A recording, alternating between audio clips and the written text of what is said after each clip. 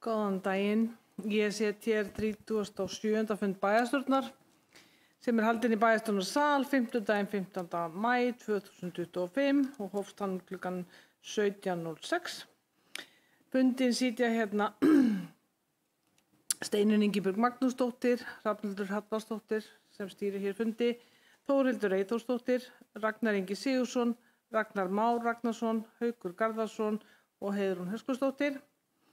Hér er Jakob Björgvin Jakobsson bæjarstjóri og Jónsvindur Emilsson sem stýrir útsendingunni. Eins og venjulega er fundurinn sendur út og hægt að sjá hann á YouTube-rás bæjar sveitarfélagsins. Og hérna og Jakob Björgvin hann ritar fundargerð. Á dagskrá eru 19 liðir. Þannig að við skulum ganga til dagskrár. Fyrsti liður er fundargerð 33. fundar bæjarráðs sem lögð hér fram til kynningar og orðið laust. Engin fyrir sér hljóðs. Liður 2 fundargerð 8. fundar hafnarstjórnar sem lögð hér fram til kynningar og orðið laust. Liður 3 skóla- og fræðslunefnd fundargerð 20. fundar nefndarinnar lagt hér fram til kynningar og orðið laust. Engin fyrir sér hljóðs. Liður 4 fundargerð 8. fundar ungmennaráðs lagt hér fram til kynningar og orðið laust. Engin fyrir sér hljóðs. Liður 5 bæjarstjórn unga fólksins lögð hér fram fundargerð frá öðrum fundi bæjarstjórnar unga fólksins og lögð hér fram til kynningar og orðið laust. Ragnar Már bæjarfulltrúi Ílista hefur beðið um orðið. Gerðu svo vel, Ragnar.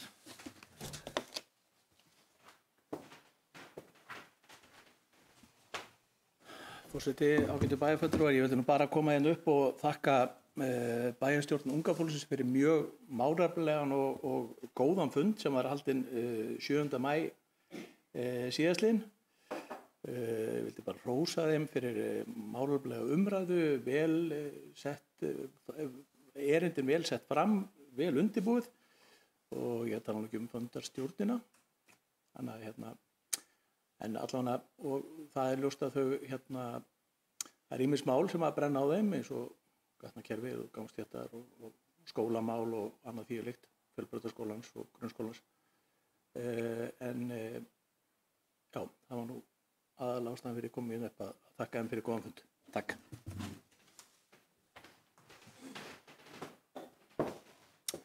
Takk, Ragnar Már. Fleiri sem vilja kveða sér hljóðs undir lið 4. Ég get algjörlega tekið undir orð Ragnars Márs. Þetta var fínir fundur og við eigum flott ungt fólk í þessum bæ. Þau stóðu sér rosalega vel.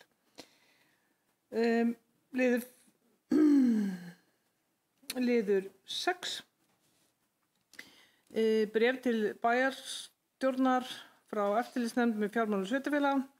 Hér er lagt fram bréf frá eftirlitsnefndinni með eftirlitsnefnd með fjármálum sveitarfélaga til bæjarstjórnar vegna yfirferðar fjárhagsáætlunar 2025. Þetta er lagt hér fram til kynningar og orðið laust undir lið 6. Engin hefur kveðið sér ljós. Liður 7 fundargerð lögð hér fram fundargerð stjórnarfundar Geratúns EHF frá 25. apríl 2025 ásamt ársreikningi fyrir árið 2024 lagt hér fram til kynningar og orðið laust. Engin kveðið sér ljós. Liður 8 umsókn stöðuleyfi skrifstofa ferjuleiða. Hér er lögð fram umsókn ferjuleiða EHF 20 feta skrifstofugám við Ekjubrú á Hafnarsvæði. Bæjarráð fól á 32. fundi sínum hafnarstjórn fullnaðar umboð til ákvörðunar á staðsetningu. Bæjarráð fól jafnframt byggingarfulltrúa afgreiðslu málsins í kjölfarið og þá hvatti bæjarráð ferjuleiðir EHF að finna framtíðarlausn sem fellur betur á umhverfinu. Hafnarstjórn tók á 5. fundi undir með bæjarráði varðandi mikilvægi þess að finna viðeigandi framtíðarlausn.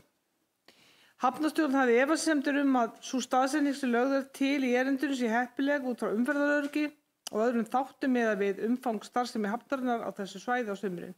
Hafnarstjórn gat því ekki samþykkt þá staðsetningu. Hafnarstjórn taldi best á því að staðsetja skrifstofugám á bílastæðum norðan megin við Smiðjustíg 3 gegn því að fundi verði sanngjarnt verð fyrir leigu og aðstöðu til viðbótar stöðuleyfisgjaldi þar sem það liggur fyrir að sveitarfélagið verður af tekjum af þeim bílastæðum sem fara undir skrifstofuhúsnæðið. Einnig þarf fyrirtæki að standa undir þeim kostnaði sem þarf til að nýta megi svæðið. Að öðrum kosti taldi Hafnarstjórn að nýta þurfi núverandi skilgreint þjónustusvæði undir skrifstofugám. Á þessum forsendum samþykkti Hafnarstjórn staðsetningu fyrir stöðuleyfi á hafnarsvæðinu út september 2025.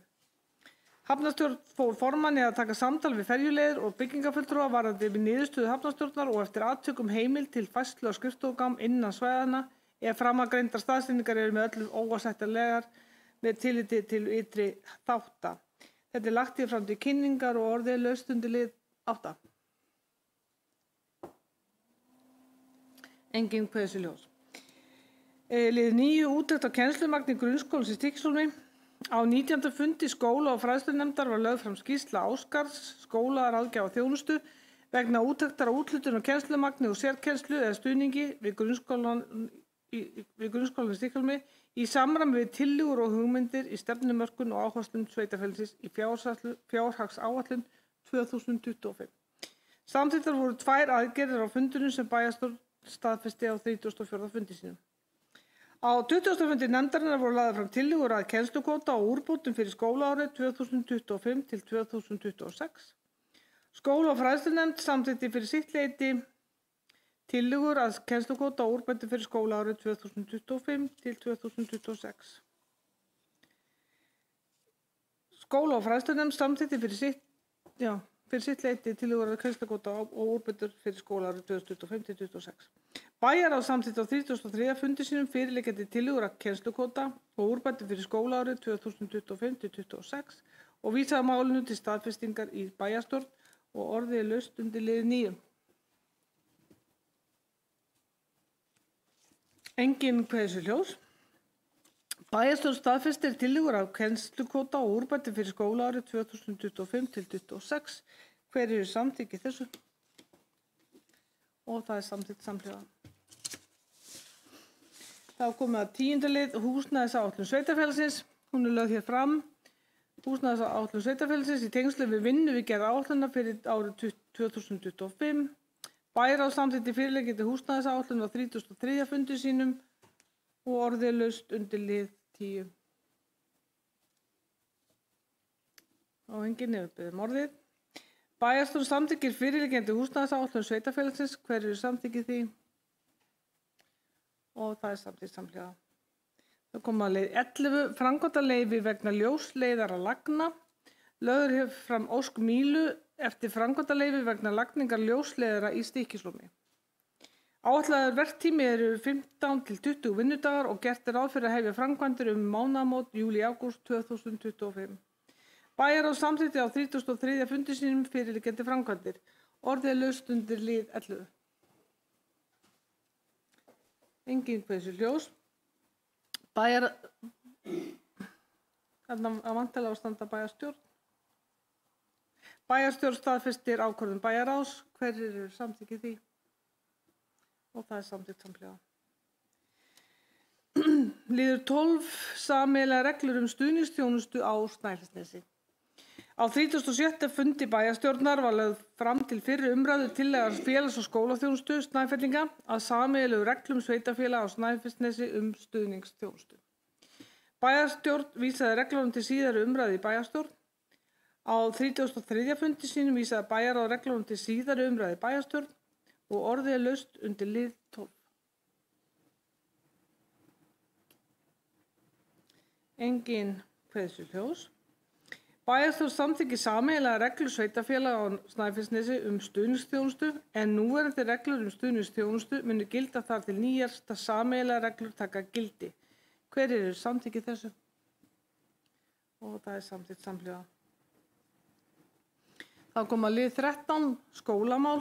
Fulltrúar bæjarstjórnar unga fólksins tóku á öðrum fundi sínum mötundismál í Fjölbrautaskóla Snæfellinga til umræðu. Bæjarstjórn unga fólksins taldi matarverð í mötuneyti Fjölbrautaskóla Snæfellinga of hátt og að maturinn skorti fjölbreytileika. Bæjarstjórn unga fólksins hvatti bæjarstjórn til þess að beita sér fyrir lækkun og verði máltíða til nemenda í Fjölbrautaskóla Snæfellinga og auknum fjölbreytileika í matarvali. Bæjarráð vísaði á 33. fundi sínum tillögum og áherslum bæjarstjórnar unga fólksins í tengslu við mötuneyti í Fjölbrautaskóla Snæfellinga til vinnslu til skólanefndar Fjölbrautaskóla Snæfellinga og orðið laust undir lið 13. Engin kveðslu hljós. Bæjarstjórn staðfestir afgreiðslu bæjarráðs, hverju samþykkir því og það samþykkt samhljóða. Þá komum lið 14, samgöngumál. Fulltrúar bæjarstjórnar unga fólksins tóku á öðrum fundi sínum samgöngumál til umræðu. Bæjarstjórn unga fólksins hvatti bæjarstjórn Stykkishólms til þess að beita sér fyrir því að ferðum í skólaakstri Fjölbrautaskóla Snæfellinga verði fjölgað, meðal annars til að auka valmöguleika nemenda til að komast heim og að verð rútumiða verði lækkað. Bæjarráð vísaði á 33. fundi sínum tillögum lækkun á gjaldi fyrir rútumiða og aukna þjónustu skólaakstur Fjölbrautaskóla Snæfellinga til skólanefndar Fjölbrautaskóla Snæfellinga og orðið laust undir lið 14.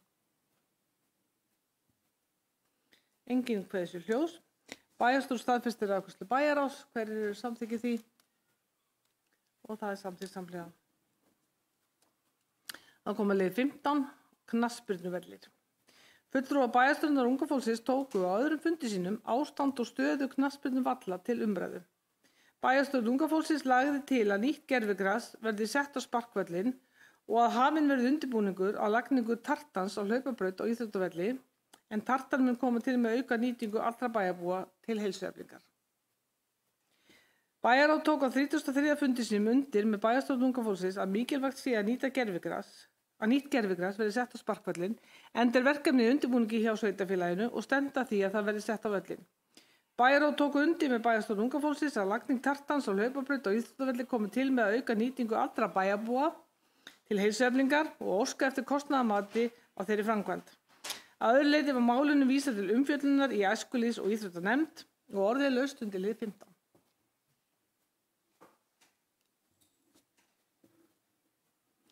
Bæjarstjórn staðfestir afgreiðslu bæjarráðs, hverju samþykkir því. Það samþykkt samhljóða. Þá hljótum við að sjá hérna alla bæjarstjórnir fara að hlaupa hérna þegar það verður fullkomið að hlaupa. Þið voruð alltaf að lofa því. Liður 16, gangstéttir. Fulltrúar bæjarstjórnar unga fólksins tóku á öðrum fundi sínum gangstéttamál í sveitarfélaginu til umræðu. Bæjarstjórn unga fólksins vakti athygli á að gangstéttar í sveitarfélaginu geta skapað víða hættu og torveldað eldra fólki og fötluðum einstaklingum að nýta gangstéttar í sveitarfélaginu. Bæjarstjórn unga fólksins taldi brýnt, sérstaklega í því ljósi, að flýta endurnýjun gangstétta í sveitarfélaginu. Bæjarráð tók á 33. fundi sínum undir með bæjarstjórn unga fólksins að víða sé þörf á endurnýjun gangstétta, en árið 2019 var unnið sérstök forgangsröðun endurnýjunar gangstétta í sveitarfélaginu sem unnið hefur verið eftir. Bæjarráð óskaði eftir kostnaðarmat á nauðsynlegri uppbyggingu gangstétta í sveitarfélaginu og orðið laust undir lið 16. Og enginn hefur beðið orðið. Bæjarstjórn staðfestir afgreiðslu bæjarráðs, hverju samþykkir því og það samþykkt samhliða. Lið 17, ástand gatnakerfis. Fulltrúar bæjarstjórnar unga fólksins tóku á öðrum fundi sínum ástand gatnakerfis í sveitarfélaginu til umræðu. Bæjarstjórn unga fólksins hvatti bæjarstjórn til þess að herða á uppbyggingu á þeim götum sveitarfélagsins sem eru holóttar og þrýst verði á vegagerðina að malbika aðalgötu frá Bónus og út úr bænum sem fyrst. Bæjarráð tók á 33. fundi sínum undir með bæjarstjórn unga fólksins mikilvægi þess að herða þurfi á því að fara í gatnaframkvæmdir á þeim götum sem þarfnast endurnýjunar. Þá tók bæjarráð undir mikilvægi þess að aðalgatan verði malbikuð sem fyrst og fór bæjarstjórn að fylgja málinu eftir gagnvart vegagerðinni. Orðið laust undir lið 17. Ragnar Már, bæjarfulltrúi í lista, gerðu svo vel. Forseti, ágætu bæjarfulltrúar, eins og sést á þessari dagskrá að þá hefur ýmislegt verið á dagskrá bæjarstjórnar unga fólksins. Ég var að leita eftir fundagerð á YouTube áðan og ég hvet bæjarstjóra til að endilega henda þeirri fundagerð eða þeirri upptöku af fundinum því að ég hugsa íbúarinn í bænum hefði nú gaman að sjá þennan fund. Ég sá hann alltaf ekki inn á YouTube, það getur vel að þessi komin, en það væri gaman að sjá hann þar inni. Takk.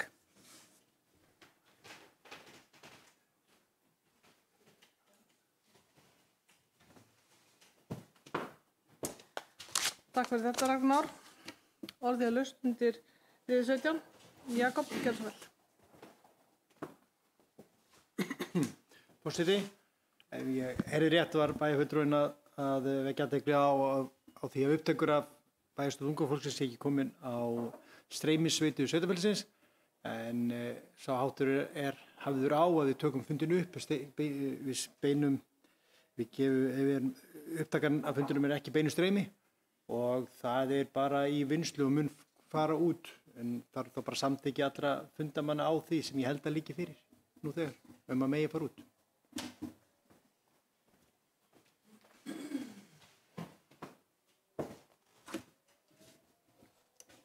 Fleiri sem vilja kveðja sér ljós.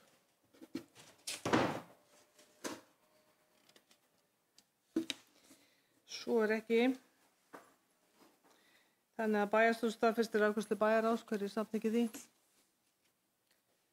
Og það er samþykkt samhljóða.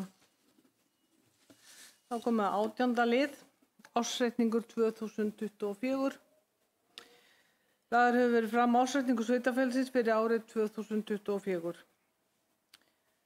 Bæjarstjórn samþykkti á 37. fundi sínum að vísa ársreikningi sveitarfélagsins til síðari umræðu í bæjarstjórn og á 33. fundi sínum vísa bæjarráð ársreikningi sveitarfélagsins 2024 til síðari umræðu í bæjarstjórn. Bæjarstjórn gerir nú grein fyrir helstu lykiltölum ársreiknings fyrir árið 2024.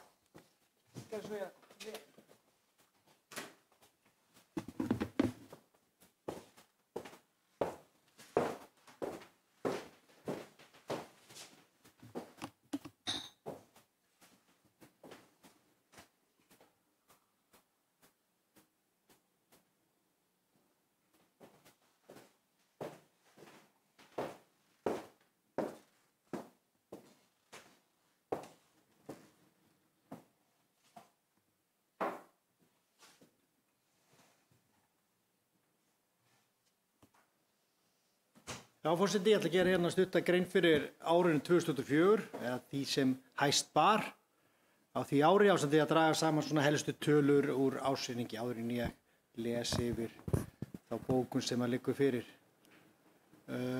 frá mér í tengslu við ársreikning 2024.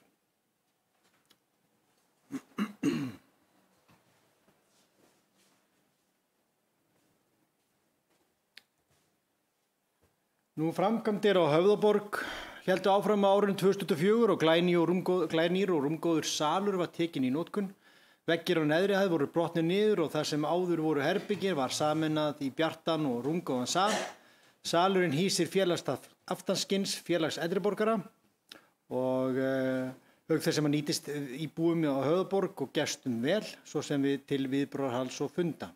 Allt frá árinu 2009 hafði aftanskinn verið með aðstöðu til félagsstarfs í setrinu, en með tilfærslunni yfir í nýja og betri aðstöðu skapaðist tækifæri til að nýta setrið í félagsstarfs ungmenna, en þess ber að geta að þessi nýji salur ber heitið setrið í dag. Ný þvottahús voru stansett, skrifstofuútbúin og fleira. Nú, í þessu sambandi er vert að vekja athygli á því að sveitarfélagið hefur ríka metnað til þess að efla þjónustu við eldra fólk í sveitarfélaginu og engin stefnubreyting á því árið 2025, en þrátt fyrir að bæjarstjórnin hafi samþykkt að færa ábyrgð og stjórnun og stuðningsþjónustu í sveitarfélaginu til félags- og skólaþjónustu Snæfellingana, en þá yfirfærsla mun taka gildi frá með 1. júní næstkomandi, þá hefur engin stefnubreyting orðið á hvað varðar þjónustu til eldri borgara. Ráðist var í framkvæmdir Súndesi eins og þekkt hefur sveitarfélagið fengið rausnarlega styrki úr framkvæmdasjóði ferðamannastaða til framkvæmda í eyjunni og á síðasta ári var lokið við verkið klofið við stöngina en í því fólst uppsetning og frágangur og bóðudregnu handriði austamegin á eyjunni sem gefur fólki meðal kost á því að skoða stöngina, bergdrangan sem að stendur austan við eyjuna betur og bæta öryggi á svæðinu.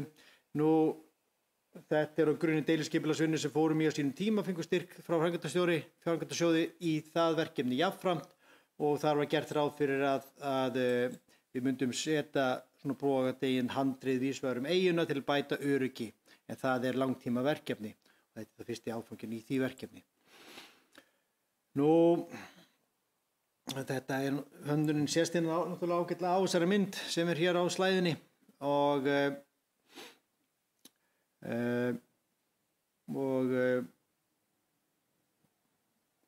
eins og sést á þetta svona bogadri handrið og eiga á að vera með tilvísun í hérna sjávarnið Breiðafjarðar. Nú, sveitarfélagið auglýsti í febrúar 2024 12 nýjar íbúðarhúsalóðir til úthlutunar í Víkurhverfi og mikið vatn hefur runnið til sjávar síðan þá, en uppbygging á svæðinu hefur gengið hratt og vel. Íbúðafélagið Brák og Búðingar gerði með sér samkomulag uppbyggingu 16 íbúða í Víkurhverfi, en Brák mun kaupa 12 og 4 verða seldar á almennum markaði. Nú, það verkefni sérstaklega er blandað samstarfsverkefni þar sem húsnæðisstuðningur hins opinbera nýttur til þess að koma uppbyggingu íbúða utan höfuðborgarsvæðisins af stað, sem einnig til þess að byggða verði íbúðum fyrir almenna markað og þannig auki framboð á íbúðum til eignar eða leigu. Brák íbúðafélag fékk samþykkt úthlutun á stofnframlagi fyrir þetta verkefni í úthlutun Húsnæðis- og mannvirkjastofnunar árið 2023, en þessar 12 íbúðir sem Brák kaupir og ber ábyrgð á þeirri framkvæmd og uppbyggingu eru því fjármagnað með stofnframlagi frá ríki og sveitarfélagi ásamt sérstöku byggðaframlagi og íbúðaláni frá Húsnæðis- og mannvirkjastofnun. En íbúðarnir sem Brák mun eiga á svæðinu, sem sjást þarna á myndinni í uppbyggingu, verða leiða út til tekjum eignaminni heimila og þess að mynd sést jafnframt þær íbúðir sem skipa ekki með uppbyggingu parhúsin sem eru þarna vinstra megin á slæðinni.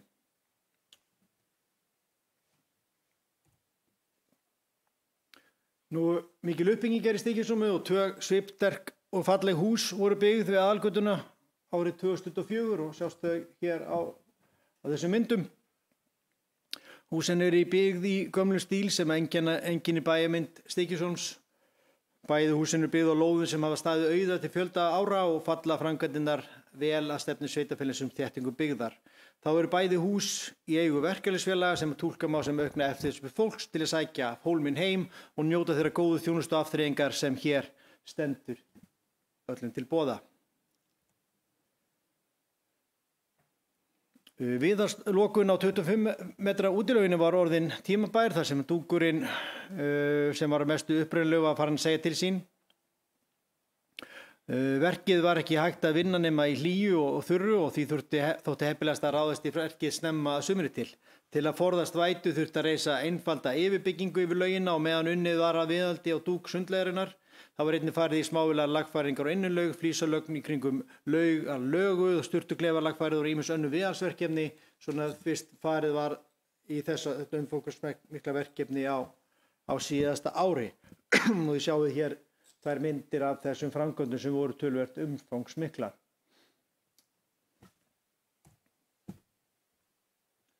Nú aðra framkvæmdir,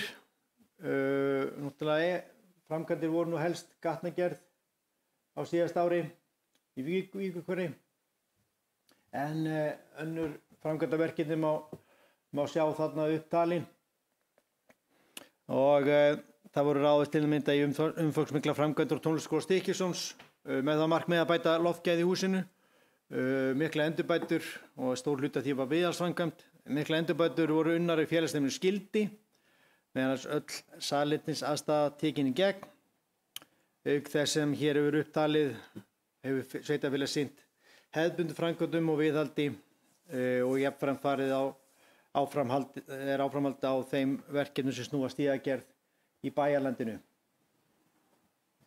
með áherslu á skógræktina, en áherslunni í ár síðan önnur svæði í bæjarlandinu. Skipulagsverkefni, það verið næg að snúast í skipulagsmálum eins og verið hefur síðustu árin. Verið að vinna aðal- og deiliskipulagsbreytingu að hamræðendum Kallhömrum sem núna að fara í auglýsingu, breyting á deiliskipulagi Víkurhverfis, ágústreitun var í skipulagsvinnu breyting á deiliskipulagi vegna Aðalgötu 16, óveruleg breyting á deiliskipulagi vegna Nónvíkur, það er vegna Hjallargötu 48 sem er nú í uppbyggingu. Breytingar á aðalskipulagi Helgafellssveitar og nýtt deiliskipulag í Vigraholti. Skipulag sem er enn nú inni á Hólum og fleira sem var í vinnslu síðasta ári. Nú, hagsmunum að gálgað ríki, það er uppbygging Skógarstrandarvegar, það potast áfram, náðust mjög vegmiklir áfangar þannig 2020 til 2022. Smá bið hefur orðið á frekar uppbyggingu en ég veit að það eru rannsóknir og annað og hönnunarverkefni sem eru yfirstandandi á vegum vegagerðarinnar og vonandi mun uppbygging Skógarstrandarvegar endurspeglast frekar í nýrri samgönguáætlun sem hefur ekki enn verið tekið til umræðu umfjöllunar á vegum Alþingis. En hins vegar þá líka var stór þáttur í okkar málflutningi bæði í ár og í fyrra að reyna að þrýsta á almenna vegasamgöngur og vegabætur á Vesturlandi í heild sinni. Og nú nýverið lýsti forsætisráðherra yfir að von væri á viðbótarfjármagni á Vesturlandi í vegaframkvæmdir og það er bara vel og ég fagna því hér með og geri ekki ráð fyrir öðru en að bæjarstjórn fagni því framtaki ríkisstjórnarinnar. Nú, ríkisstörf eru hagsmunamál sem við höfum verið að leggja áherslu á undanfarin ár og síðan fjölmörg önnur mál sem ég ætla ekki að lengja fundina á að fara yfir. Fjöldi viðburða var haldinn í Stykkishólmi eins og heimamenn eru farnir að þekkja. Meðal þeirra viðburða sem voru haldnir á árinu 2024 má nefna hræðilega helgi sem haldin var í febrúar, Sinfóníuhljómsveit Íslands hélt tónleika í íþróttamiðstöðinni í mars, ef maður rétt. Sátan var haldinn í fyrra og forsetinn þáverandi forseti Guðni setti hátíðina. Júlíana hátíð sögu og bóka fór fram 30 ára afmæli danskra daga. Það var á síðasta ári og þá kom nýr forseti í heimsókn. Þannig að við fengum 2 forseta í heimsókn hér í Stykkishólmi á síðasta ári og heilsudagar í Hólminu voru haldnir í lok september, norðurljósahátíðin, hrekkjavaka og fleira og þarna sjáum við yfirlitsmynd yfir. Þetta er Olsen-bróðirinn Jörgen Olsen. Það ekki? Já, Olsen-bróðir. Þetta að vita það, ég var í Þorláksnefnd. Herðu, breytingar á stjórnskipulagi. Þetta er innleiðing á breytingum frá því árið 2003 ásamt breytingum á fólki í líkistöðum. Þetta er þá nýtt fólk í stjórnarsstöðum árið 2004. Þóra Margrét, skólastjóri, ráðandi bæjarstjórn, aðstoðarskólastjóri, ráðandi skólastjóra. Hér Steinsdóttir, fjármálaskrifstofustjóri, ráðandi bæjarstjórn, Reynir, byggingafulltrúi bæjarstjórn og Þuríður skipulagsfulltrúi, ráðandi bæjarstjórn. Og öll þessi stöðugildi voru þessi 3 neðstu voru á grunni þessara skipulagsbreytinga sem voru fram á 2023. En eins og þið þekki þá var Þóra Margrét ráðin skólastjóri eftir að Heimir flutti og þá var aðstoðarskólastjóra staðan laus og var þá Silja ráðin aðstoðarskólastjóri. Nú síðasta haust var samþykkt einróma af bæjarstjórn kjör á Högna Friðriki Bæringsinni sem heiðursborgara Stykkishólms. Tilkynnt var kjörið á glæsilegum tónleikum í Stykkishólmskirkju sem haldnir voru í tilefni af 80 ára afmæli Kórskirkjunnar þann 9. nóvember 2024. Fjöldi fólks sótti viðburðinn og fylgdist með þegar tilkynnt var kjörið og þetta sést mynd af heiðursborgara Stykkishólms. Veita viðurkenningunni viðtöku. Árið 2004 hlaut Snæfellsnes svokallað Masters umhverfisvottun Earthcheck. En Snæfellsnes er fyrsta samfélagið í Evrópu og annað í heiminum til þess að hljóta slíka vottun. Er þetta 15. vottunin frá því að framtaksamir íbúar, hagsmunaaðilar og sveitarfélög hófu þessa vegferð í byrjun 21. aldarinnar. Árlega metur óháður sérfræðingur hvort gögn og starfsemi sveitarfélaga uppfylli skilyrði endurnýjaðar vottunar en kröfurnar sem þarf að uppfylla aukast með ári hverju og þarf yfirleitt að fara í úrbætur á hverju ári. Nú Vottunin sjálf fæst einungis ef áfangastaður hefur verið þátttakandi í Earthcheck umhverfisverkefninu í 15 ára eða lengur og titill til viðurkenning á skuldbindingu áfangastaðarins til þess að stjórna og bæta umhverfis- og samfélagslega stöðu sína og sameiginlega viðleitni til að vinna að sjálfbærum árangri. Og við getum verið stolt af þessum árangri sveitarfélagana á Snæfellsnesi. Nú, svona öðru, fjölmargt, maður getur ekki farið yfir allt í svona stuttri yfirferð en við keyptum þennan liðlétting á síðasta ári og það getum viðbótarbúnað við hann í janúar þessu ári. Þannig að við gætum nýtt hann betur í starfsemi sveitarfélagsins. Bæjarstjórn samþykkti 27. júní síðastliðinn á síðasta ári að skólamáltíðir í grunnskólanum í Stykkishólmi eru gjaldfrjálsar frá með haustmánuðum 2024. Tildekt og hafnarsvæði Skipavíkur og gjaldtaka á bílastæðum og höfninni var samþykkt síðasta ári, reglur í þeim tengdum og munum hefur gjaldtöku á þessu ári og þar mætti lengi telja. En ef við snúum okkur þá að ársreikningi sveitarfélagsins, nú eins og ég nefni ofta áður í þessi yfirferð minni að þá var ársreikningurinn gerður í samræmi við sveitarstjórnarlög, lög um ársreikninga og reglugerða þar tengdum og niðurstaðan í stuttu máli þessi reksturinn á jafnvægi eftir krefjandi rekstrar umhverfi síðustu ár og jákvæð afkoma sveitarfélags Stykkishólms samkvæmt ársreikningi 2024. En alltaf ég hef mikið gaman af því og hef gert það hvort sem það í fjárhagsáætlunarvinnu eða umfjöllun yfir ársreikninga síðustu árin að ég hef verið að fara svona yfir og bara rifja upp söguna. Mér finnst bara mjög mikilvægt að gera það til þess að átta sig á bara stöðinu til þess að átta sig betur á stöðinu og af hverju við erum þar sem við erum. Og þá þetta mynd sem að mér finnst ágætt að horfa til sem reyndar tekin úr fjárhagsáætluninni sem var samþykkt í desember síðastliðnum og auðvitað eru þarna mjög háar tölur hann í 2007 og 2008 og þetta eignasala sem skýrir kannski eigna helst þessar háu framlegð sem á rekstrinum á þeim árum. En ég kannski ekki að fókusera á þarna fjárhagsáætlunar áætlanir sveitarfélagsins sem frekar þá á rekstrar niðurstöðum síðustu ára. Og ef við fyrir bara í þetta skjal, þetta yfirlitsmynd hér sem ég búin að uppfæra frá því fyrra og þá þetta rekstrar niðurstöður sveitarfélagsins á árunum 2002 til 2024, þetta 22 ár aftur tíma. Og ég nefni þetta alltaf þessi 3 tímabil sem að sjást bara mjög vel á þessu yfirlitskorti og þetta eru bara rauntölur.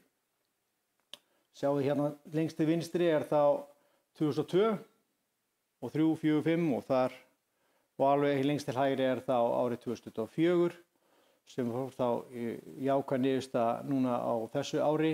Vorum við neikvæðri niðurstöðu 40 milljónar síðasta ári en það skýrist af helst af 2 frávikum frá þeirri áætlun sem fórum yfir síðasta ári. Annars vegar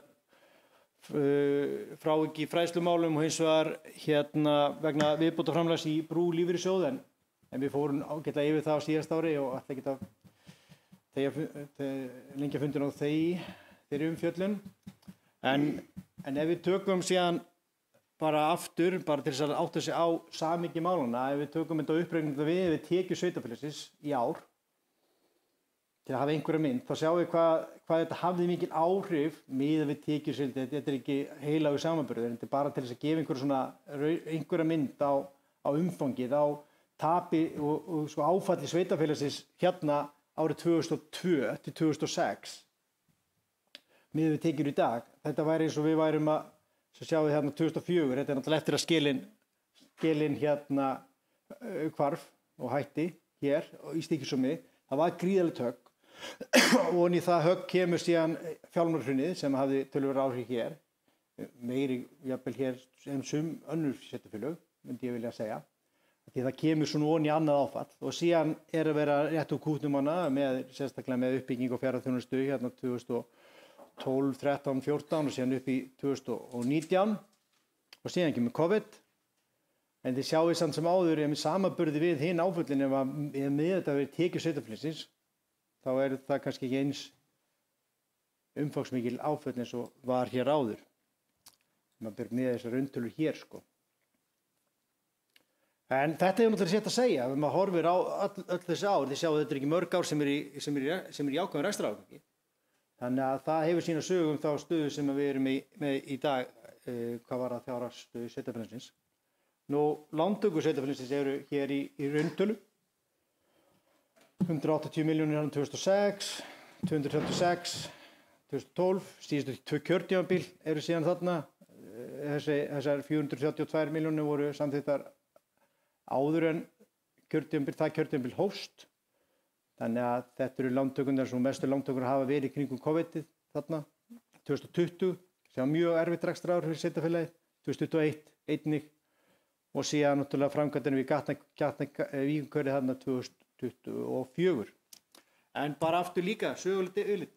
Ef við uppreiknum þessi lán við tekjurnar í ár, 2004, eða tekjurnar á síðast ári, þá eru lántökur sveitarfélagsins sko svona í hlutfalli við árið í ár. Og þið sáu þá hvernig þetta hefur þróast, lántökurnar miðað við þá stærð sveitarfélags á sínum tíma við hlutfalli við þá tekjur í ár, ef maður ætlar að leika sér að þessum tölum svona. En það segir ákveðna sögu, og þetta sé ekki einhver fullkomin formúla, þá segir þetta ákveðna sögu og sú saga svo að þessi lántökur 2006 til 2010, 2012, þar áfram, þarna 2017 og 2018. Síðan kemur bara þetta COVID-lántakanana 2020. Í hinar lántökurnar síðasta árin, jafnvel ef maður horfir á síðasta ár, er ekki umfangsmiklar í sögulegu samhengi. En aftur er ég ekki að reyna að afsaka þetta þannig, en þetta er svona rauntölu gefa skakka mynd. Að verðlagið hefur breyst. Tekjur sveitarfélags aðrar í dag heldur en voru og allt þar fram til götunum. Þannig að þetta gefur svona einhverja ágætis mynd af því að bara átta sig á sögunni og stöðunni. En rekstur sveitarfélagsins eins og ég sagði áðan skilar jákvæðri rekstrarafkomu samkvæmt ársreikningi 2004. Rekstrarniðurstaða á B-hluta var jákvæður 22 milljónir en fjárhagsáætlun með viðaukum gert ráð fyrir, ef ég man rétt, 11 milljónum. Rekstrartekjur samkvæmt ársreikningi fyrir A- og B-hlutan námu 2,5 milljarðir og árinu 2024 en þar að náum rekstrartekjur A-hluta 2,3 milljörðum. Og þetta er rekstrarstaða A-hlutans ákveði ágefni þótt að það sé hefur verið náttúrulega mjög langa tíma en náttúrulega það sé einskiptis aðgerð í A-hlutunum núna sem skekki pínlítið myndina sem við svo sem þekkjum líka frá árum áður þegar við vorum að leiðrétta A-hlutan fyrir skuld við dvalarheimilið og fleira og þá viljum við samt fá A-hlutan í plús og vonandi náum við að vinna áfram að þeim markmiði og ná þeim markmiði núna á næstu 2-3 árum. Nú rekstrarniðurstaða fyrir afskriftir og fjármagnsliði var jákvæð 286 milljónir og rekstrarniðurstaða án fránúttekna og fjármagnsgjalda var jákvæð 180 milljónir. Rekstrartekjur A- og B-hluta jukust 4,6% milli ára, rekstrargjöld jukust 5%, velti fyrir rekstrina árinu 2024 206 milljónir króna samanborið 387 milljónir króna árið áður sem að ég held að það sem vel við þess virði að velta fyrir sér og taka eftir þessu tölu því að við þurfum að hækka velta fyrir rekstri með þessa niðurstöðu. En handarfé í árslok nam 73 milljónir króna og lækkaði 24 milljónir á árinu. Nú, fjárfestingarhreyfingarnar A-B-hluta árið 2024 námu 307 milljónir króna. Það náttúrulega stærsti hlutin af því voru fjárfestingar í Víkurhverfi. Og síðan næststærsti var þessi framkvæmd í sundlauginni sem ég fór yfir þarna áðan. Nú lántökur á árinu námu 280 milljónum, afborgun langtímalánu voru 219 milljónir. En lántökur ársins voru umfangsmeiri í ár vegna uppbyggingar nýs Víkurhverfis. Og ef maður ber þetta saman svona við síðustu ár þess að ég fór yfir áðan ef við dregur þetta saman þá hefur heildarlántaka sveitarfélagsins á þessu kjörtímabili verið 570 milljónir á meðan fjárfesting sveitarfélagsins hefur á sama tímabili verið 760 milljónir cirka. Afborgun langtímalána á sama tímabili hefur verið 650 milljónir. Nú líka samkvæmt ársreikningi 2022 voru heildar skuldbindingar sveitarfélagsins 1,9 milljarður, hann hefur farið í 2,2 milljarða eins og staðan í dag, þannig að það hefur hækkað 270 milljónir króna, en við hafið í huga að maður tekur bara verðbætunar á árunum 2022, 2023 og 2024, þetta að fara að slaga hátt í hálfa milljarð, bara verðbætunar á þessum 3 ár reyndar, það 3 ár, þar undir. Þannig að það búið að vera krefjandi rekstrarár síðustu árin, þannig að en auðvitað hefur náttúrulega lægri verðbólga, lægri vextir áhrif á fjárhag sveitarfélagsins, þetta jákvæð áhrif, það gefur augaleið og við höfum sagt það undanfarin ár, að þegar það gerist þá mun það leiða til betri afkomu sveitarfélagsins. Skuldaviðmið á B-hluta sveitarfélagsins í árslok 2024 var 109%, var 104% í árslok 2023 og skýrist einna helst að þessu lántöku sem ég var að nefna áðan. Tekjur kannski aðeins minni, heldur maður kannski búin að sjá fyrir sér. Rekstrarjöfnuður á B-hluta síðastliðin 3 ára var neikvæður 98 milljónir króna, en var neikvæður 184 milljónir króna árið 2003. Og þannig að það gert ráð fyrir að verði orðin jákvæður á næsta ári, eða á þessu ári. Og þetta svona, og ég ætla nú ekki að fara eins niður hvað fór hæðst í þarna árið 2022 og 2023 eftir ekstra niðurstöðu 2021-2022. En þetta allt á réttri leið. Við sjáum ágætlega hvernig staðan hérna á þessari yfirlitsmynd hér.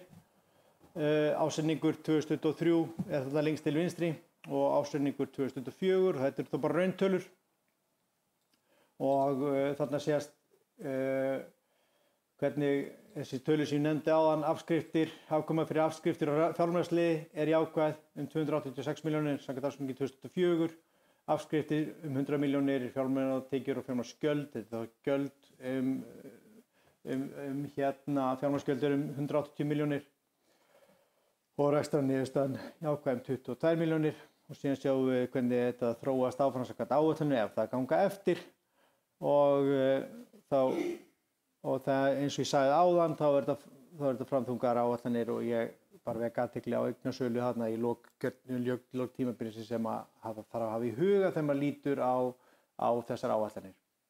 Eins og sjáum við þarna greiðsluafgangur á síðasta ári neikvæður 13 milljónir, það munur ekki miklu, en við þurfum náttúrulega að hafa þessa veltu fyrir rekstri nægilega hátt þannig að það nægir til þess að greiða afborganir langtímalána og við náum því strax á þessu ári og vel það og ég ekki viss að afborganir langtímalána á þessu ári verði jafn háar eins og þetta koma fram en það þá kemur ljós þegar líður á árið, þegar við grínum það betur og þið sjáuð síðan ef maður horfir á fjárfestingarhreyfingarnar þá eru það svolítið þungar á þessu ári og á síðast ári samkvæmt áætlunum 2025 og 2024 gatnagerð þar stór þáttur annars á þessu ári parkett í íþróttamiðstöðinni Borgarbrautarhluta pottarnir í sundlauginni og umferðaröryggismál sem þegar það rugla þyngst, malbygg í Víkurhverfi. Þannig að það eru svona heildar fjárfestingarhreyfingarnar í ár eru þá áætlaðar svona 280 milljónir en það verður þá uppsafnaður afgangur eftir afborgun lána og leiguskulda eins og sést samkvæmt áætlunum. Rekstrarjöfnuður verður komið þá ef áætlanir ganga eftir verður þá jákvæður 40 milljónir samkvæmt áætlun 2025 og sem við þurfum held ég að ég maður rétt að þá virkjast það ákvæði ekki fyrir 2026 ef ég maður rétt hvað var þar þá þau viðmið sem eftirlitsnefnd með fjármála sveitarfélaga horfir á, það er að tryggja rekstrarjöfnuð samkvæmt sveitarstjórnarlögum en við verðum þá búin að ná því núna á þessu ári þannig að það þarf ekki að horfa til þess að vera við getum við þá verið réttu megin við línuna í þeim efnum strax á þessu ári. Heildarskuldir eru þarna 3 milljarðar, 3,3, 3,4 síðan fer hann lækkandi en skuldir við lánastofnanir eru töluvert lægri heldur þetta 2,2 milljarðar eitthvað svoleiðis í ár og eins og ég fór yfir áðan þá hafa þeir hækkað kannski 270 milljónir á þessum 3 árum. sem að bara vel viðunandi með við það vexta umhverfi sem við höfum búið við. Ég sagði þetta nú síðast ári, við rífum ekki handbremsum, ég veist það bara heldur gott. En ég hafði það bara reyndar eftir þáverandi ráðherra, Sigurður Inga, hann nefndi þetta einhvern tímann í sínu ávarpi en mér fannst þetta bara allt í lagi að nefna þetta. Við vorum ekki að gera þetta á árinu 2023 og svona ekki heldur árinu 2024 og svona mér finnst ákveðin virðing vera fyrir stofnunum sveitarfélagsins og ábyrg fjármálastjórn þar með því að vera að gera það.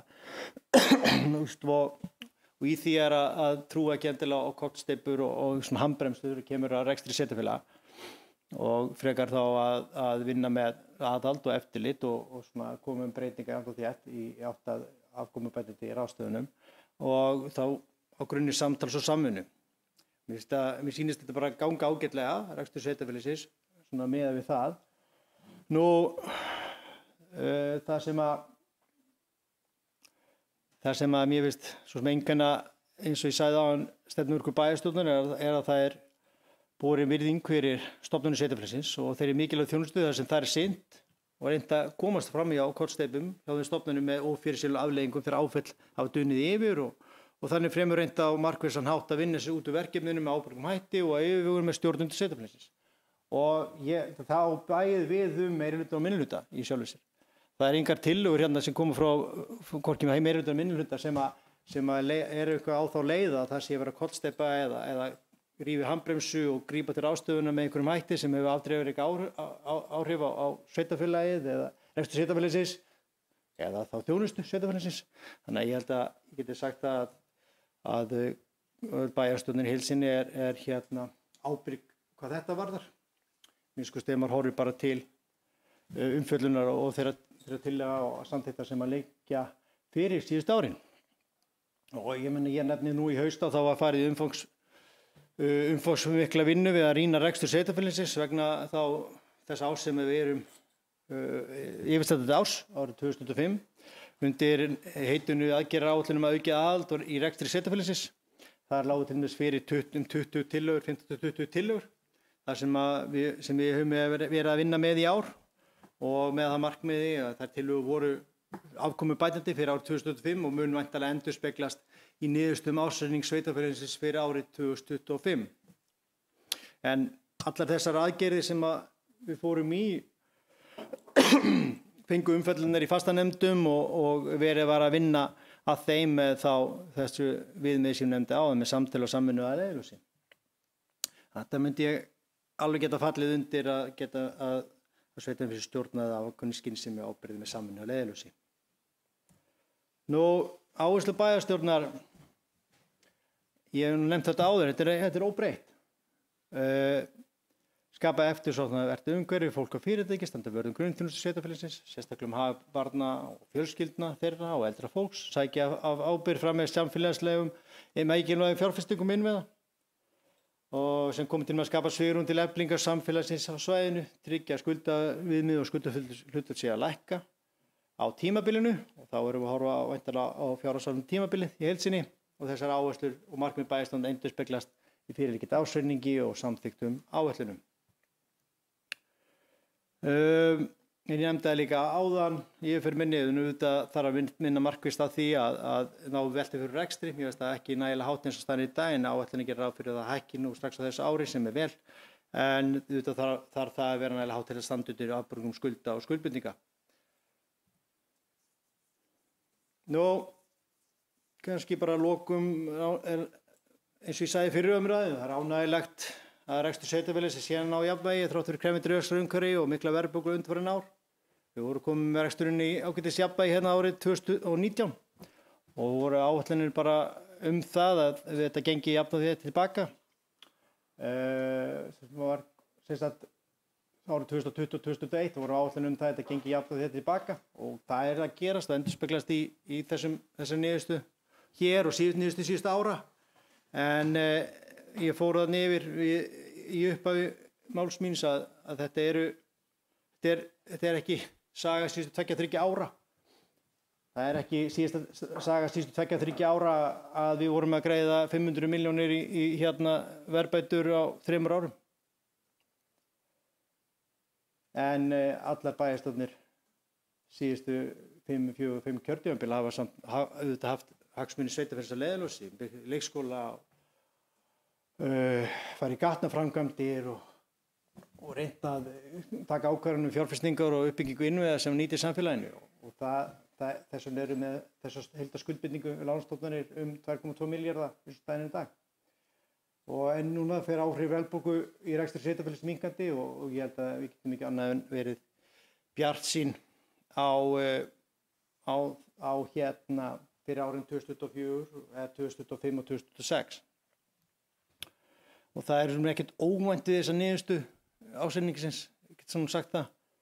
Svona allt í samræmi við þessar áætlanir og þess að við vorum að gera ráð fyrir í rauninni 2-3 árum síðan. Þannig að hins vegar þá mikilvægt að reksturinn sé miskutur réttum með við núlið og við séum að halda áfram á þeirri vegferð og eins og áætlanir að gera ráð fyrir.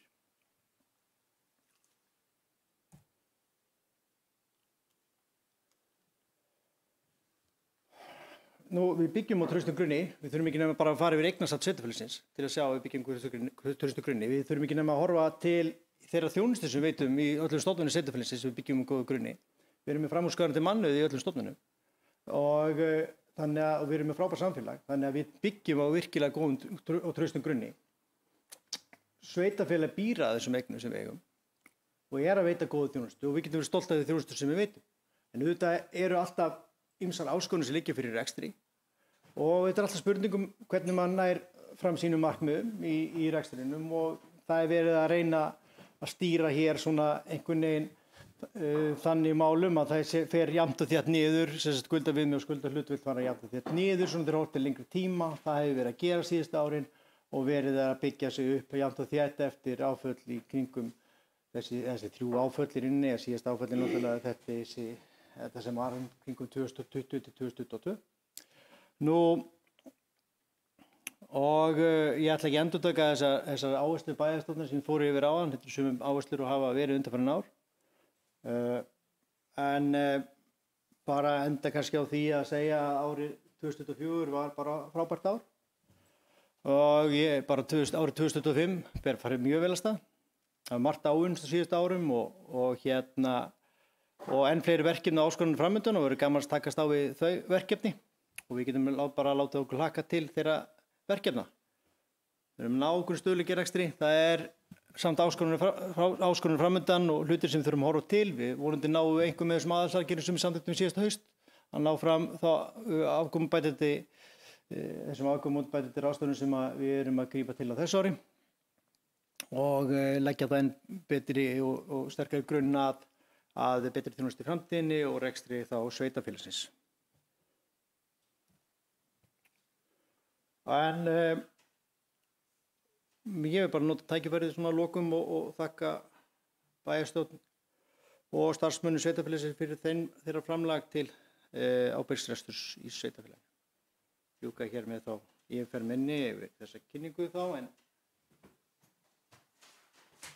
ætla þá að lesa bara upp þessa lykiltölu sem ég las hérna upp í fyrri umræðu og þessar bókun hér undir ásetningi 2004 og einhvers konar endurtekning gæti þetta verið á þeirri yfirferð sem fór hérna yfir áðan en rekstrartekjur samkvæmt ásetningi á B-hluta námu 2,5 milljarði fyrir árinu 2024 þar af námu rekstrartekjur A-hluta 2,3 milljónir króna. Rekstrarniðurstaða fyrir afskriftir og fjármagnsliði var jákvæð 286 milljónir króna og rekstrarniðurstaða án fjármagnstekna og fjármagnsgjalda var jákvæð 180 milljónir króna. Rekstrarniðurstaða A- og B-hluta var jákvæð 22 milljónir en fjárhagsáætlanir með viðaukum hafa gert ráð fyrir jákvæðri rekstrarniðurstöðu að fjárhæð 11 milljónir króna. Rekstrarniðurstaða A-hluta var hins vegar neikvæð 62 milljónir króna en fjárhagsáætlanir með viðaukum hafa gert ráð fyrir neikvæðri rekstrarniðurstöðu 89 milljónir króna. Skýrir jákvæð niðurstaða A-hluta einna helst jákvæðri niðurstaða í A-hluta einna helst af lægri gjaldfærslu í lífeyrisskuldbindingu en gert var ráð fyrir til LSR. Rekstrartekjur á B-hluta jukust 4,6% milli ára, rekstrargjöld jukust 5% milli ára og reyndin 5% hærri en áætlun með viðaukum hafi gert ráð fyrir. Velti fyrir rekstri nam á árinu 2024 206 milljónir króna, samanburðið 307 milljónir króna árið áður. Hambarfé árslok nam 73 milljónir króna og lækka 24 milljónir króna árinu.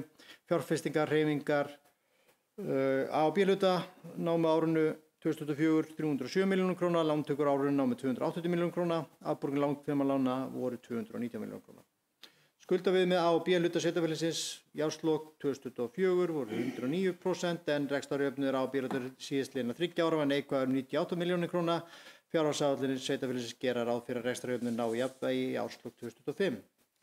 Áherslur bæjarstjórnar á árinu 2024 og yfirstandandi ári eða áfram þær sömu sem ég fór hérna yfir áðan og vísa þar þá til þeirra umræði sem þessar bókunum sem ég nefndi þeirra bókunum sem var á síðasta bæjarstjórnarfundi, þannig ég les þetta ekki allt upp í heilsinni en samkvæmt 1. málsgrein 64. grein sveitarstjórnarlaga ber bæjarstjórn sjá til þess að rekstri, fjárfestingum, ráðstöfum eigna og sjóða sé þannig hag á hverjum tíma að sveitarfélög muni til framtíðar geta sinnt skuldbundnum verkefnum sínum.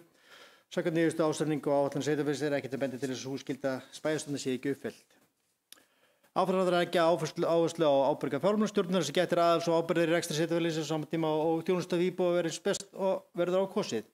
Það þarf að hafa í huga í því sambandi að vinna markvisst að því að ná enn meira uppfyllt fyrir rekstri sem þarf að standa undir afborgun skuld og skuldbindinga. Bæjarstjórn og stjórnendur sveitarfélagsins þurfa áfram að vera og eru vakandi verið ákveðnum þáttum í rekstri sveitarfélagsins sem að endurspeglast í þessum ásetningi. Helstu fjárfestingar árin 2024, gatnagerð 165 milljónir, fráveituframkvæmdir 63 milljónir sem þá Víkurhverfið til upplýsinga, sundlaug og íþróttahús 32 milljónir, endurbætur á Höfðaborg 28 milljónir, endurbætur á Skildi 11 milljónir og skólahúsnæði í skógræktinni 5 milljónir. En öðru liti vísa ég til þessar kynningar sem ég fór inn yfir með ásetningi 2004 og yfirferðar bæjarstjóra og KPMG við fyrri umræðu ásetnings en einu breytingar frá fyrri umræðu eru þær að búið að setja hlutdeild sveitarfélagsins í ársverkum, stöðugildum og starfsmannafjölda félags- og skólaþjónustu Snæfellinga inn og einnig hlutdeild í fasteignamati og brunabótamati félags- og skólaþjónustu Snæfellinga. Að þessu sögðu lýk ég yfirferð minni yfir ásetning 2024.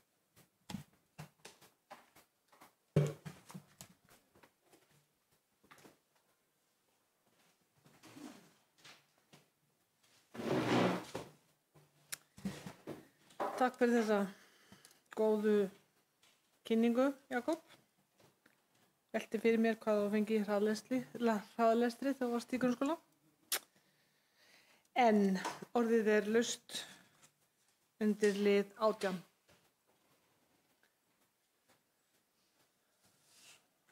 Ég ætla að segja Ingi Kveðsljós. Haukur Garðarsson, bæjarfulltrúi og Ílista, hefur beðið orðið. Gerðu svo vel.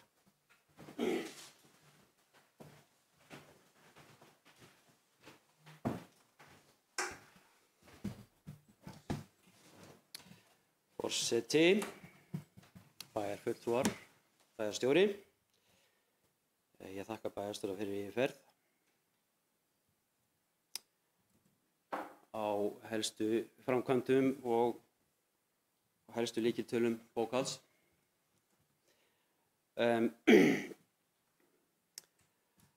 Það er náttúrulega þannig að þetta er kannski það mál sem við höfum ekki náð saman minnihluti og meirihluti og meirihlutinn þetta býr að því að hann framkvæmir það sem hann vill og fara að sjá niðurstöðu þess sem gerist. Meirihlutinn þarf að velta fyrir sig hvernig það farið eða hann farið aðra leið. Og Jakob sagði áðan að þetta er alltaf rétti leið. Nú kannski er það í upphafi skyldi endur skoða. Og það er svona spurning, við hefum viljað sjá kannski aðeins betri árangur í svona helstu lykiltölum. Og í ársreikningi 2023, þá voru góða frétturnar að veltu fyrir rekstri var umfram afborganir lána þrátt fyrir að hafa verið tap upp á 40 milljónir, sem alltaf er jákvætt. Upphaflega áætlun þar enda gerir ráð fyrir 115 milljóna króna hagnaði en það breyttist hjá okkur. Í ársreikningi 2024 er alltaf góða frétturnar að það er 22 milljóna króna hagnaður. En veltu fyrir rekstri dugar ekki frá afborgunum. Þannig að þó að við séum að standa okkur betri með rekstrarniðurstöðu, þá er veltuféð ekki uppi. Upphaflega áætlaður hagnaður var 60 milljónir í það sem við byrjuðum með fyrir áramót og var svo búið að lækka niður í 11 milljónum með viðaukum og endum í 22 milljónum. Þessi viðsnúningur rekstrarins frá 40 milljónum tap er náttúrulega ekkert mikill í prósentulega sko. Þetta er svona 2,5%. Það sem tapið var það mínus 1,6 og upp í 0,9% í hagnað. En sannarlega gott að vera fyrir ofan núllið og þar þurfum við að vera. Auðvitað staðan þannig hjá okkur að framlög frá jöfnunarsjóði vegna sameiningar við Helgaðsseyti tekið frá að sala eigna. Þá var það 127 milljónir og ljóst að þetta verið tapið upp á 110 milljónir. Það er alltaf ljóst að reksturinn hjá okkur er ekki sjálfbær til lengri tíma. Þetta er náttúrulega eitthvað sem við þurfum að hafa í huga og taka á. Tap í A-hluta náttúrulega var 62 milljónir núna og ljóst að skatttekjurnar sem duga ekki fyrir þrjón sem við erum með. B-hlutastofnunar eru með tekjur í ár upp á 234 milljónir og 84 milljónir hagnað sem er 30% tekjum. Og þetta er náttúrulega góð staða á B-hlutastofnunum hjá okkur. Þessi hagnað fer í rauninni að halda upp í þjónustu í sveitarfélaginu. Það er að komið tíma stór innviðaverkefni til dæmis í Fráveit og Höfn sem þessi hagnað náttúrulega ætti að standa undir. En við erum með þá nota náttúrulega inn í bara þessa þjónustu, grunnþjónustu sem við veitum og skatti stendur ekki undir. Eins og Jakob kom inn á þá var náttúrulega uppsætnað 3 ára rekstratap frá upphæð þess kjörtímabils. Það sem stöður 98 milljónir á að vera 0 eða hærra samkvæmt viðmiðum eftirlitsnefndar með fjármuna sveitarfélaga. Ef við tökum uppsætnað tap í A-hluta þá var það 289 milljónir. Það er rosalega munur þarna á og B-hlutastofnun náttúrulega er að kóvera það. Ég tók að ganni mínu að því ég er nú búinn að vera í síðan 2018. Hvernig þetta er uppsafnað frá síðan þá og þá er uppsafnað fyrir A- og B-hluta 174 milljónir í tap og í A-hluta er það 881 milljón sem er tapið sem er rosalega mikið. Eins og Jakob kom inn á þá var farið í aðgerðir eins og sérstakt framlag frá Lífeyrissjóði Brú, uppgjör á skuldum hjúkrunarheimilis, aðgerðir í ár og svo held ég að sé ein eftir sem ég reynda minntist á í fyrra. Áhaldahúsi hjá okkur að þjónustumiðstöð er með uppsafnaða skuld en er í sjálfur sér þjónustu eining og ætti ekki að vera með uppsafnaða skuldir að mínu mati og það þarf að færa það til. Staðan er náttúrulega þannig út frá þessu með þessar 98 milljónir að fyrir næsta ár þá eru rekstrarniðurstaða fyrst í þetta ár. Rekstrarniðurstaða í ár má ekki vera minni en 18 milljónir til þess að við séum fyrir ofan núllið og stöndumst við með eftirlitsnefnd með fjármuna sveitarfélaga með uppsafnaða rekstrarniðurstöðu. Og áætlaður hagnaður fyrir 2025 er 57 milljónir og þarna þurfum við alveg að fylgjast með þessu ótt og títt að halda okkur að þetta sé fyrir ofan og við stöndumst þessi viðmið. Þetta bara skiptir mjög miklu máli. Svona almennt myndi ég segja þá verðum við að hafa töluvert meiri rekstrarafgang til að tryggja veltufé frá rekstri sé nógu hátt til að standa undir ábyrgð lána og að minnsta kosti hlutafjárfestinga. Ég hef alltaf sagt þetta er farið að vera klísja og sjálfsagt ég var einn leiðastur að vera að tyggja hana hérna í ykkur. Það vantar svo ekki að við leggjum að stað með áætlanir með hagnaði en það hefur gengið erfiðlega að standa við þær. Og á mínu mati og okkar þá þyrfti þessar áætlanir að gera ráð fyrir meiri hagnaði eitthvað til að tryggja þessa sjálfbærni. Það bara liggur í augum uppi að það er það sem við þurfum að ná upp. Sívaxandi aukning hefur verið á lántökum og fjárfestingu síðustu 2 ár og einnig í áætlun fyrir 25. Þetta leiðir til hærri árlegra afskrifta og reksturs og einnig hærri afborgunar lána sem þrengir enn að rekstrinum hjá okkur í framtíðinni og hægt að við þurfum að fara í sára niðurskurð á þjónustu ef ekki brugðist við þessu. Það er að segja rífi handbremsuna eins og var að tala um sem við viljum ekki og það, við höfum alveg talað um það og sýnt það er eitthvað sem við viljum ekki gera og þess vegna þurfum við að tekna þessa mynd upp. Og við verðum bara að setja fram áætlun hvernig við náum fram sjálfbæra rekstri án sérstaka framleiða sem við erum með í dag og verðum með næstu 2-3 árin og sölu eigna. Og fjárhagsáætlun hjá okkur, jafn góð og hún jafnvel á þessu ári eða sérstaklega eftir þetta ár, byggir á sölu eigna. Og það er villandi mynd sem við erum að horfa á því að það sem við þurfum að laga er hvernig höldum við áfram þegar sölu eigna, sala eigna er ekki inn í þessu. Sala eigna er sannarlega eitthvað sem við getum gert en það er tæmandi auðlind og við þurfum að vera á góðum stað þegar sölu er lokið og svo líka sumar þessar eignir sem við erum með ekkert ljóst hvort við náum að selja eða ekki. Þannig að þetta er náttúrulega því sem við höfum ekki verið sátt við að vera með hérna inni og þið hafið sett inn og það er náttúrulega eitthvað val. En ef þið viljið halda áfram að setja svona fram, þá myndi ég að biðja að fá senu, það sem þetta er tekið út, þar sem við getum átt okkur á hvernig raun, hversdagsleg gjöld og kostnaðar fellur á okkur og hvernig tekjurnar eru þar á móti og hvernig við komum okkur í stöðu þar, þannig að það sé ekki tapað þessu.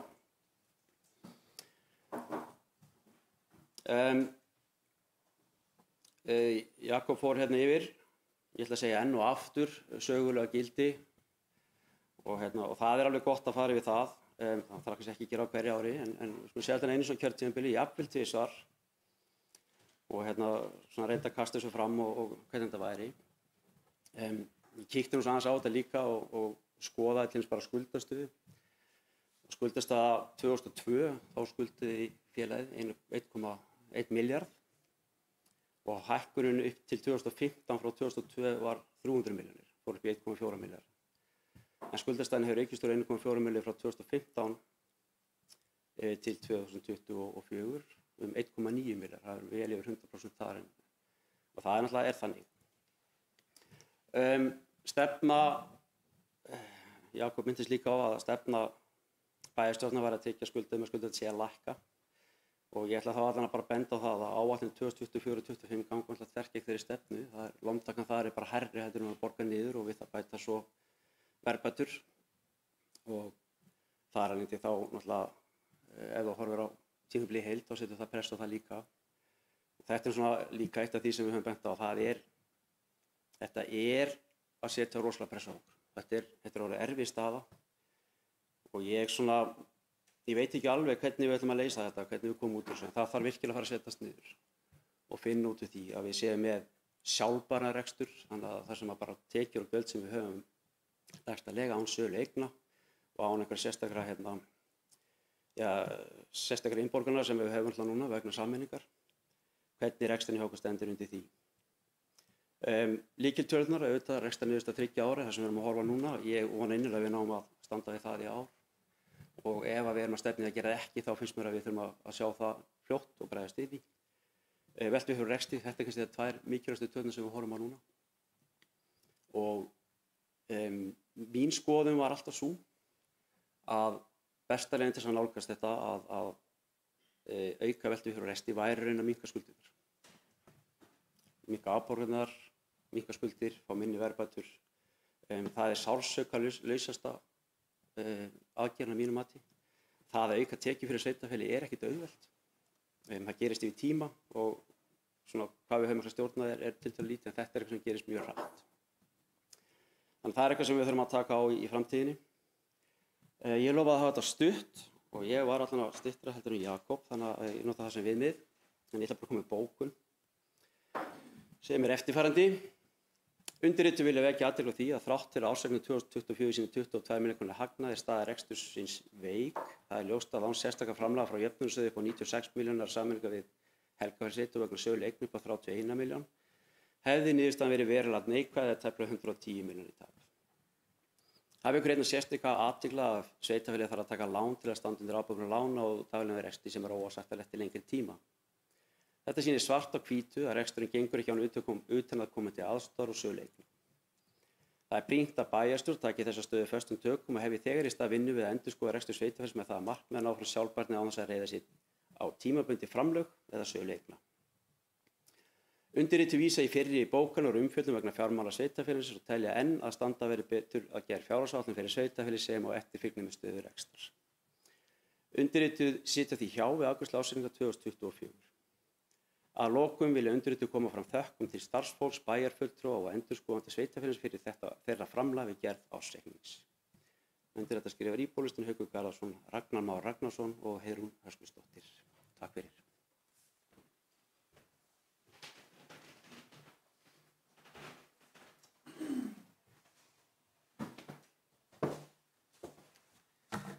Takk fyrir þetta, Haukur. Orðið er laust undir lið 18.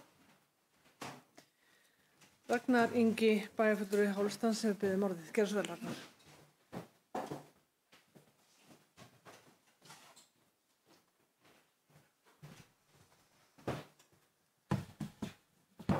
Forseti, bæjarfulltrúar, bæjarstjóri. Ég ætla bara að vinda mér hérna beint í bókun bæjarfulltrúa Hálistans og lesa hana hérna upp fyrir ykkur. Bæjarfulltrúa Hálistans fagnar fyrirliggjandi niðurstöðu ársreiknings sem sýnir fram á jákvæða rekstrarniðurstöðu sveitarfélagsins eftir krefjandi rekstrarumhverfi síðustu ár og mikla verðbólgu. Það sýnir svart á hvítu að við búum við ábyrga fjármálastjórn og erum að ná þeim árangri í rekstri og þeim markmiðum sem við höfum sett okkur til lengri tíma í rekstri sveitarfélagsins. Ársreikningurinn sýnir fram á stöðuleika í rekstri og sterka fjárhagslega stöðu til skemmri og lengri tíma. En enn reynir á að sýna aðhaldi í rekstri til að tryggja áframhaldandi jafnvægi. Samkvæmt ársreikningi 2024 skuldaviðmið sveitarfélagsins einungis 109%, en það má hæst vera 150 samkvæmt sveitarstjórnarlögum. Það ánægjulegt að þessi mikilvægi mælikvarði fjárhagslegt heilbrigði sveitarfélaga sé á þessu stað þrátt fyrir umfangsmiklar gatnaframkvæmdir á síðasta ári. En áður hafði viðmið lækkað markvisst á síðustu árum og hraðar en væntingar stóðu til og var 104% á árinu 2023 og væntingar að lækki áfram á næstu árum og verði komið í 80–90% í lok núverandi áætlunartímabils. Árið 2024 var ár ýmissa mikilvægra framkvæmda sem ekki var hægt að fresta og bera gatnaframkvæmdir þar hæst. Fulltrúar Hálistans lýsa yfir ánægju við hversu vel hefur tekist til og þeim áhuga sem ljóst að sé á uppbyggingu í Víkurhverfinu sem hefur farið fram úr björtustu vonum og ljóst að þörfin var mikil, enda ljóst að lóðaframboð var ekki til staðar í Stykkishólmi til að mæta þeirri þörf sem fulltrúar Hálistans vissu að væri til staðar. Víkurhverfi því gríðarlega mikilvæg framkvæmd fyrir samfélagið að mati Hálistans og arðbær fjárfesting til lengri tíma hvort sem litið til fjárhagslegra eða félagslegra mælikvarða. Árið 2024 var mjög gott og jákvætt ár fyrir samfélagið en árið 2025 fer enn betur á stað. Það ljóst að það hefur margt áunnist á síðustu árum og enn fleiri verkefni og áskoranir framundan sem gaman verður að takast á við. Áfram þarf hins vegar að sýna útsjónarsemi við að ná fram hagræðingu í rekstri og taka mið af langtíma markmiðum í fjárfestingum og fjármögnun þeirra.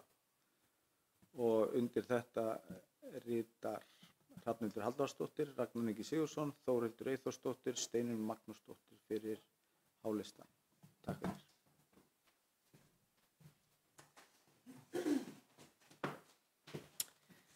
Takk fyrir þetta, Ragnar Ingi.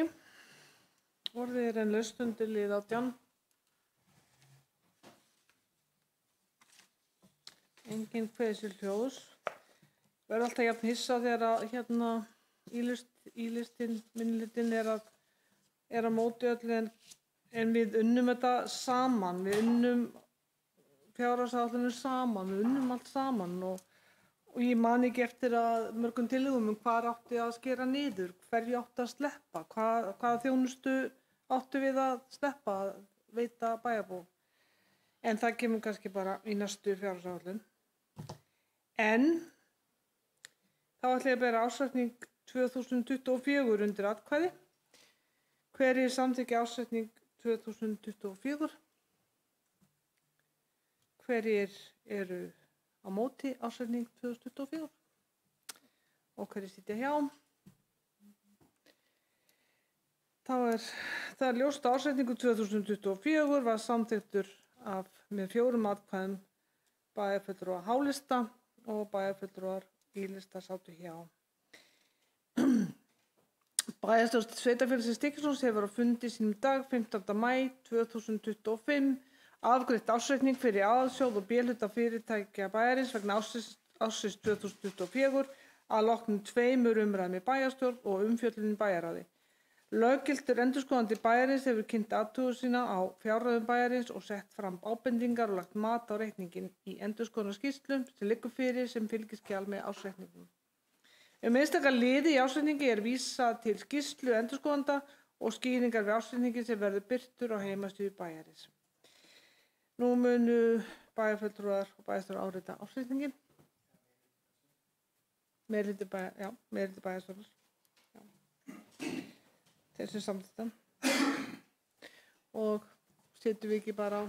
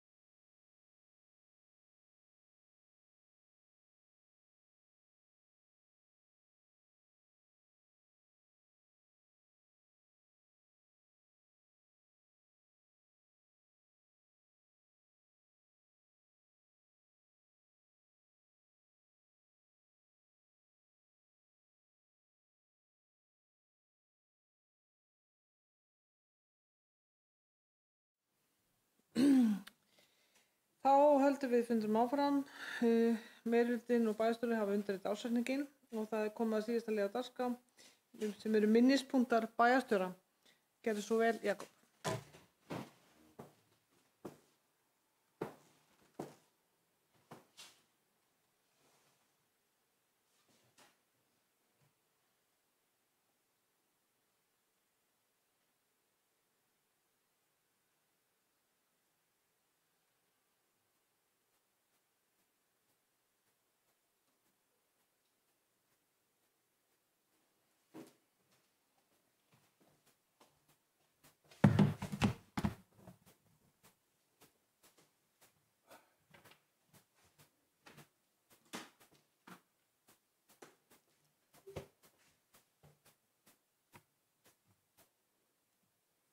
Forseti, ég ætla að gera hér grein fyrir minnispunktum mínum fyrir apríl og maímánuð.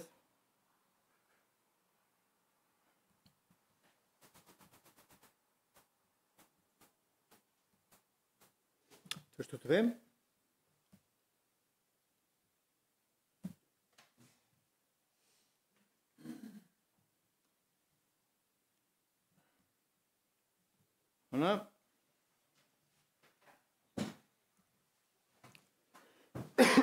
sumardagurinn fyrsta var haldinn hádegi allt land. Fimmtudaginn 24. apríl. Foreldrafélag grunnskólans í Stykkishólmi stóð fyrir fjölskylduskemmtun til að fagna sumrinu. Fjörið hófst á íþróttavellinum þar sem byrjað var að léttu hlaupi áður en farið var í leiki. Fjöldi fólks tók þátt í gleðinni enda sannkölluð sumarblíða. Formaður foreldrafélagsins grillaði pulsur fyrir viðstadda og sveitarfélagið bauð börnum og foreldrum forráðamönnum frítt í sund. Stóri plokkdagurinn var haldinn allt land sunnudaginn 27. apríl en hann nýtti fólk til að plokka og fegra umhverfið sitt. Umhverfis- og náttúruverndarnefnd samþykkti á fyrsta fundi sínum að halda utanum og skipuleggja stóra plokkdaginn 2025 í sveitarfélaginu og tryggja þannig þátttöku sveitarfélagsins í þessu mikilvæga verkefni. Nefndin stóð fyrir plokkviðburði í Hólminum og var áhersla lögð á að hreinsa 3 svæði við orkuplanið, við aftan skúrinn og íþróttavellinum meðfram veginum inn í bæinn. Þáttakan var góð en hátt í 60 manns tóku þátt. Að plokkinu loknu var boðið upp á grillaðar pylsur. Strandveiðar hófust mánudaginn 5. maí en 30 bátar með heimahöfn í Stykkishólmi hafa fengið strandveiðileyfi. Fiskmarkaður Íslands sinnir löndunarþjónustu í Stykkishólmi fyrir strandveiðar og þetta er að gera ráð fyrir blómlegu mannlífi á höfninni í sumar.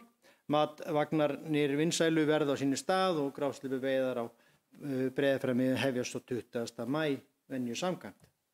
Samband sveitarfélaga á Vesturlandi efnir til barnamenningarhátíðar Vesturlands 2025 næsta haust. Að því tilefni er leitað til skapandi krakka á Vesturlandi og þau biðja að senda inn hugmyndir að nafni á hátíðina. Hægt er að finna frétt á vef sveitarfélagsins þar sem má kynna sinn máli og senda inn tillögu að nafni á barnamenningarhátíð Vesturlands 2025. Skilafrestur er 24. maí næstkomandi. Undanfarin ár hefur kokteilhátíðin Stykkishólmi Kokteilvíkend verið haldin hátíðlega í kringum páskana. Þetta árið verður hátíðin hins vegar að vikulöngum viðburði sem haldin verður 16. til 21. júní. Á hátíðinni keppa helstu barir og veitingastæði bæjarins að blanda bestu kokteilana. Skipuleggjendur hátíðarinnar hafa lofað glæsilegri hátíð í sumar þeirri stærstu og metnaðarfyllstu hingað til. Til uppbytunarinnar voru litli viðburðir haldnir helgina fyrir páska til að minna hátíðin í júní. Sáttán 3 daga rokkhátíð verður haldin í annað sinn í íþróttamiðstöðinni í Stykkishólmi dagana 5. til 7. júní. Hátíðin var fyrst haldin í fyrrasumar og tókst vel til. Hátíðin leggur áherslu á að bjóða upp á fjölbreytt úrval af fremstu rokkhljómsveitum Íslands og ætti því að gera ráð fyrir blómlegu mannlífi í Stykkishólmi þessa helgi meðan hljómsveita sem koma fram á hátíðin í ár eru Brainpolice og Skálm Öld. Þann 18. apríl síðastliðinn opnaði Golfklúbburinn Mosti þann hluta skólskálan sem þjónustar gesti tjaldsvæðisins í Stykkishólmi. Endurbætur á skálunum bæði að innan og utan hafa staðið yfir undanfarin ár en nú stendur aðeins minniháttar frágangur eftir. Húsið var á síðasta ári klætt með bárujárni og viðbyggingu bætt við. Útveggurinn sem snýr að gólfvellinum var orðinn lélegur og var því byggður nýr og byggður viðbygging við og húsið brekkað. Stækkunin nemur 50 fermetrum. Með endurbótum og húsnæði gólfklúbbsins hefur aðstæða tjaldstæðisgesta verið bætt til muna en í húsnæðinu komast gestir tjaldstæðins á salernum geta elda mat, þvegið þvotthlaði, síma og fleira. Lagnaframkvæmdir við Sundlaug hófust 5. maí síðastliðinn og var upphaflega gert ráð fyrir að fyrsta áfanga yrði lokið 8. maí. Verkið tók eins og aðeins lengri tíma og Sundlaugin lokuð á meðan.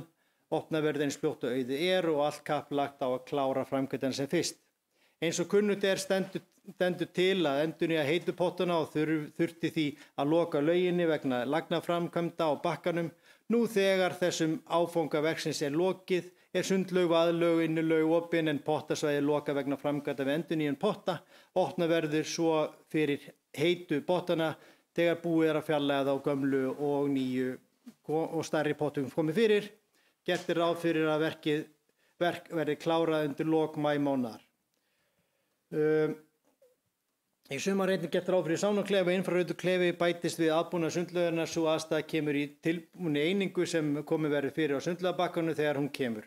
Ekki þarf að loka sundlaugin í tengslum við þá framkvæmd, samhliða þeim framkvæmdum sem stóðu yfir nú á dögunum var öryggismyndavél fyrir sundlaugan endurnýjað og öryggissundlaugagesta þannig bætt.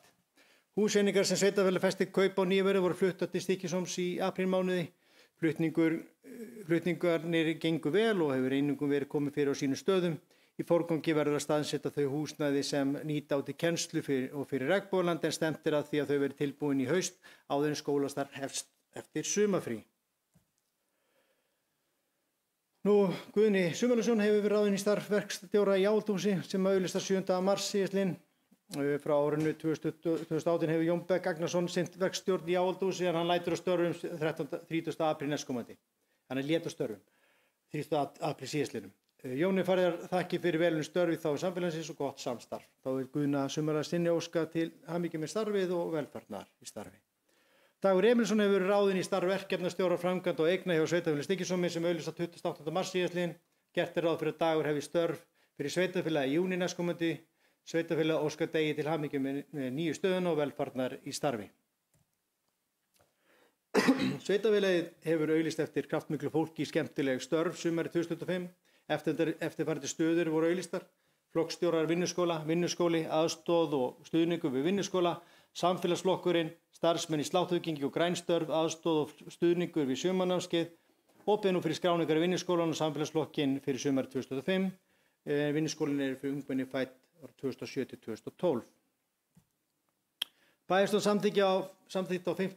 fundi sínum 28. apríl síðastliðinn að færa ábyrgð og stjórnun á stuðningsþjónustu sveitarfélaginu til félags- og skólaþjónustunnar og yfirfærsla mun taka gildi frá 1. júní. Ekki gert ráð fyrir breytingum á daglegum rekstrarþjónustu höfuðborg með þessa breytinga og nánar sagt frá þessu á vefsíðu sveitarfélagsins. Og þannig lít ég fyrir minni minnispunkta bæjarstjóra fyrir maí og aprílmánuð 2025.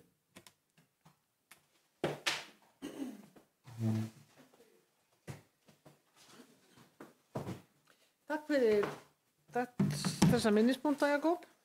Orðið laust undir minnispunktum bæjarstjóra. Enginn kveður sér ljós. Við óskum nýjum starfsmönnum